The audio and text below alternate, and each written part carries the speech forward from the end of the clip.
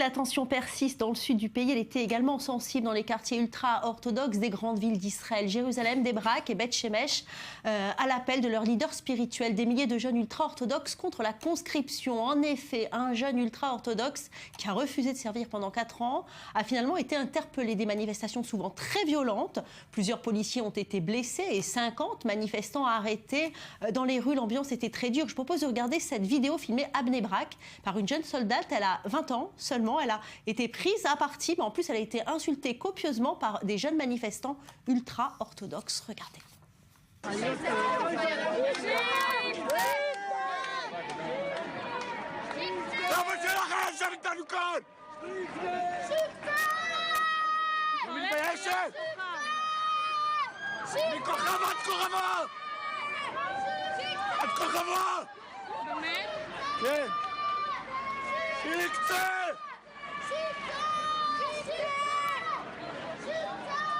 מה אני לא שמעתי? סבא שלך היה כמונו! בוגדת בו! Alors Maurice, on vient de les voir, des images très violentes qui ont laissé l'opinion publique absolument sans voix. Une jeune soldate qui se fait insultée dans les rues de Bnei-Brak, dans le centre du pays, juste à côté de Tel Aviv. C'est carrément ça, insupportable pour les Israéliens. Totalement insupportable, d'autant que les insultes sont choisies avec beaucoup de précision. Ce que vous avez entendu, c'est ces jeunes orthodoxes qui crient chicsé à une jeune soldate israélienne. Ça veut tout simplement dire qu'ils lui disent « tu n'es même pas juive », alors qu'elle sert sous les drapeaux d'Israël. Deuxièmement, ils s'en prennent à sa bonne conscience. Ils lui disent « ton grand-père était comme nous », c'est-à-dire que tu nous as trahi, honte à toi, tu nous trahis. Vous voyez où on en est arrivé, et tout ça parce que ces jeunes ultra-orthodoxes ne veulent pas être embrigadés dans le salle, ne veulent pas servir dans le salle, ils préfèrent rester étudier en école talmudique, et donc ils s'en prennent à la première soldate venue pour copieusement l'insulter. Jonathan ? C'est une guerre idéologique entre les orthodoxes et le courant sioniste. Le courant orthodoxe c'est bâti sur cette opposition à l'État, a toujours été en rupture de banc avec l'État, que ce soit même de l'époque russe au 19e siècle. Ce mouvement-là est né de l'opposition à l'État et à l'ordre établi. Mais ces ultra-orthodoxes, Jonathan Serrault, ils ne reconnaissent pas l'État d'Israël ? Ils ne reconnaissent pas du tout l'État d'Israël. Pour eux, le vrai État d'Israël est un État fondé sur les principes de la Torah, et l'État juif verra le jour à partir du moment où le Messie vient. Ils veulent simplement étudier la Torah ? Ils veulent étudier pour l'instant la Torah. Ils reçoivent aussi des aides de l'État, des aides massives de l'État, et avec Mais est-ce qu'ils étudient tous la Torah, Maurice Fernand ? Non, pas vraiment. Ils sont tous en yeshiva ? Non, il y en a, il faut pas le nier. Il y en a qui étudient sérieusement, qui vont à la yeshiva, qui sont mariés, qui ont des enfants et qui vivent de leurs études. Mais la majorité de ces jeunes quittent très vite la yeshiva et sont laissés livrés à eux-mêmes et tournent dans les rues, et soi-disant ils étudient, mais ils reçoivent en fait une subvention de l'État. C'est une espèce d'allocation de chômage camouflée. L'État a décidé de mettre fin à ce type de situation, et ceux qui ne vont pas en yeshiva devraient normalement servir à l'armée. En tous les cas, non seulement cette jeune soldate a eu le courage de filmer cette agression, mais le soir elle a témoigné devant les caméras de télévision, visage découvert, pour raconter sa mésaventure. Regardez. Ce fut assez insupportable. J'ai tremblé et je ne pense pas que je retournerai dans cet endroit. Ils ont jeté sur moi des cartons et des ordures car ils avaient bloqué un autobus. Alors je suis intervenue et j'ai poussé les ordures de côté pour laisser passer l'autobus. Et ils ont crié « Que fais-tu ? Que fais-tu » Et ils ont jeté sur moi ce que j'avais dégagé, et à ce moment-là j'ai eu peur et j'ai compris que je ne pouvais plus rester là. Une femme est arrivée et m'a dit « Tu ne restes pas là, rentre chez toi » et à la fin je suis rentrée à pied à la maison.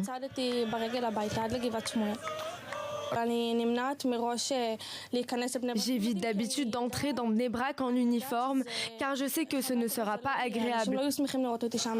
Les gens ne veulent pas me voir là-bas et il n'y a aucune raison que je les provoque et ce n'était vraiment pas mon intention.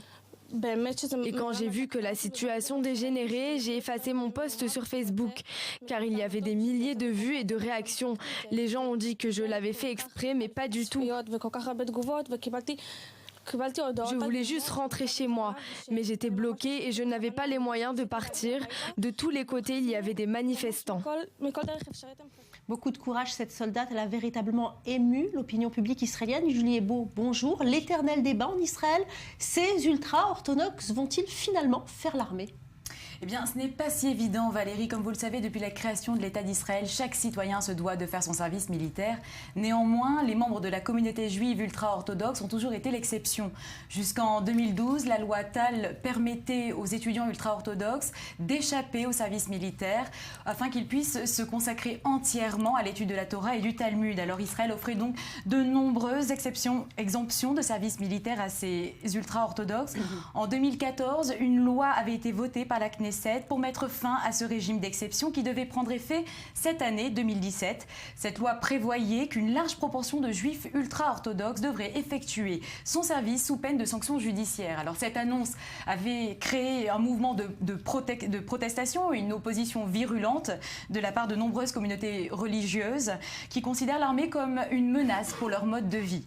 Et en novembre dernier, la Knesset a approuvé un amendement à la loi sur l'égalité du service militaire, faisant drastiquement marche arrière en annulant les pénalités imposées sur les quotas annuels de recrues des juifs ultra-orthodoxes. En tout cas, il y en a certains qui font l'armée. Julie, combien sont-ils? Et surtout, comment font-ils cette armée? Dans des conditions particulières, je présume. Oui, tout à fait. Selon les statistiques fournies par les responsables de Tsahal, les chiffres indiquent une augmentation significative du recrutement militaire orthodoxe. Ils étaient près de 3200 jeunes orthodoxes à s'enrôler dans Tsahal en 2016 contre 2800 en 2015.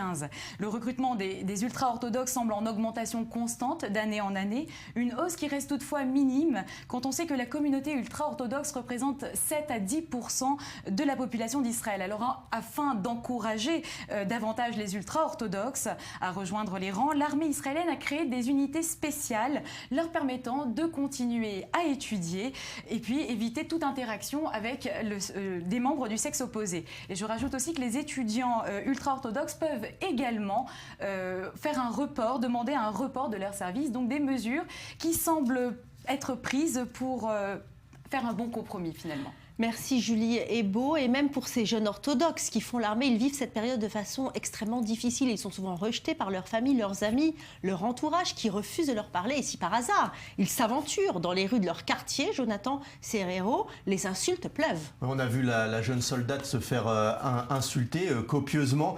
Et c'est arrivé aussi jeudi soir dernier dans le quartier de Mea Shearim, le quartier orthodoxe de la capitale, de Jérusalem. Il s'en est fallu très peu d'ailleurs pour que ces soldats de Tsahal qui passaient par hasard par là ne se fassent littéralement lyncher, agresser par les habitants.